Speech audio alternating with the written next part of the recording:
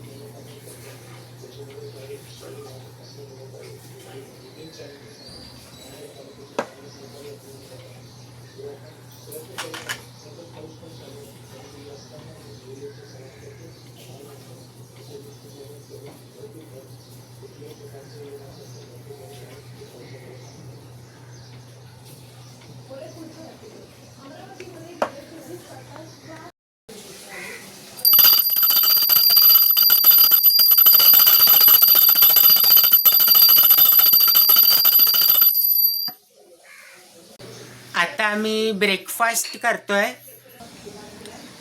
चहा आणि टोस्ट खातोय. तर गाईस आता 10:30 वाजले आणि आता मी थोडा वेळ सायकोलॉजीचा अभ्यास करणार आहे. मग भेटतो तुम्हाला नंतर. आता 11:30 वाजले आणि आता मी जेवायला बसलोय. गवारची भाजी आणि चपाती खातोय. तर गाईस आता 12:30 वाजले आणि आता मी कॉलेजला जातोय.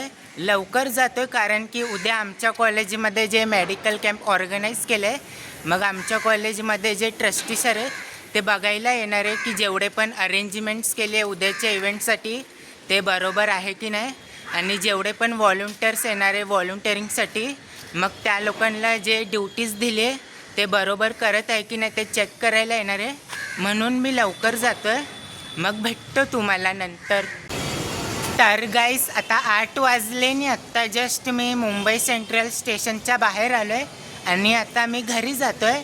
मग भेटतो तुम्हाला घरी पोचल्यावर. तर गाईस आता 8:30 वाजले आणि आत्ता जस्ट मी घरी आलो आहे आणि आज कॉलेजमध्ये 4 लेक्चर्स होते. पहिला लेक्चर हिंदीचा होता, त्याच्यामध्ये सरांनी फक्त एक्सप्लेन केलं, काय लिहायला नाही दिलं. आणि सेकंड लेक्चर सायकोलॉजीचा होता. सायकोलॉजीच्या लेक्चरमध्ये सरांनी हे दिलं आम्हाला, हे.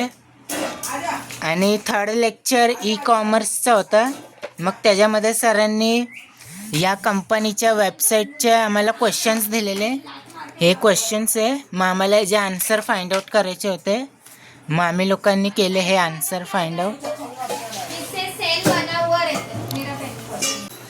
आणि चौथा लेक्चर कल्चरल ॲक्टिव्हिटीजचा होता, तो मी अटेंड नाही केला कारण की मी कॉलेजच्या फ्रेंडसोबत डोसा खायला गेलेलो.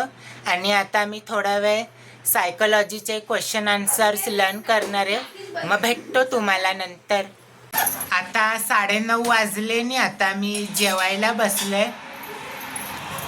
भेंडीची भाजी आणि चपाती खाते.